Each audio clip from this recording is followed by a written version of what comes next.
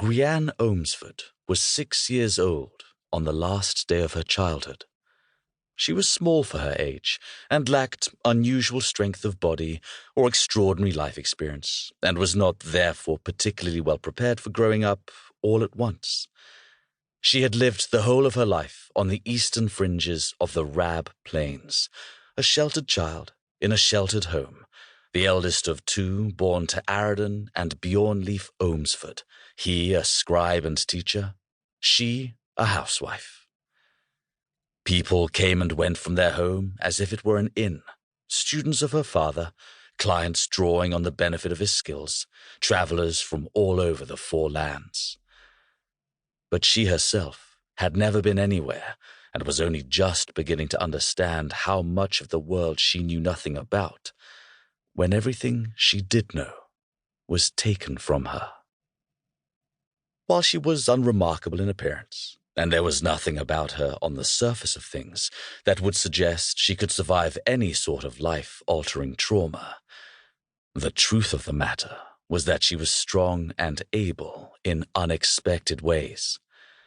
Some of this showed in her startling blue eyes, which pinned you with their directness and pierced you through to your soul.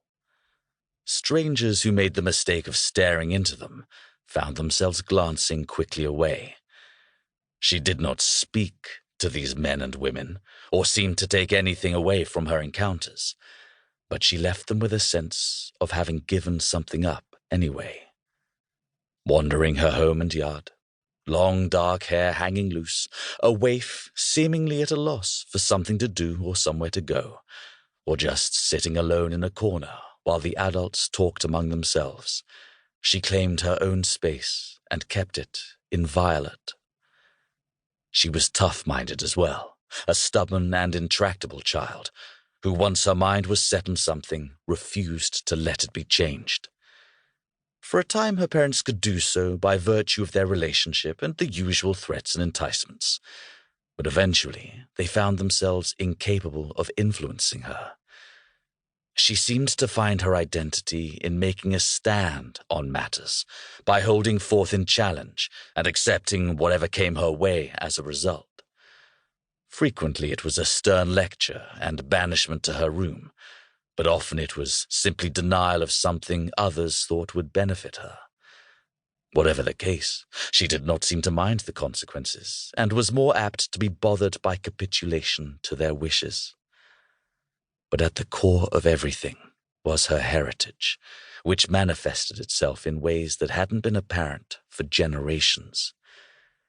She knew early on that she was not like her parents or their friends or anyone else she knew. She was a throwback to the most famous members of her family, to Bryn and Jer and Parr and Cole Ohmsford, to whom she could directly trace her ancestry. Her parents explained it to her early on, almost as soon as her talent revealed itself. She was born with the magic of the wish song, a latent power that surfaced in the Ohmsford family bloodline only once in every 4 or 5 generations. Wish for it, sing for it, and it would come to pass. Anything was possible.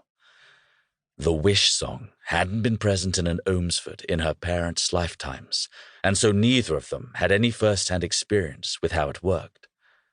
But they knew the stories, had been told them repeatedly by their own parents, the tales of the magic carried down from the time of the great Queen Wren, another of their ancestors.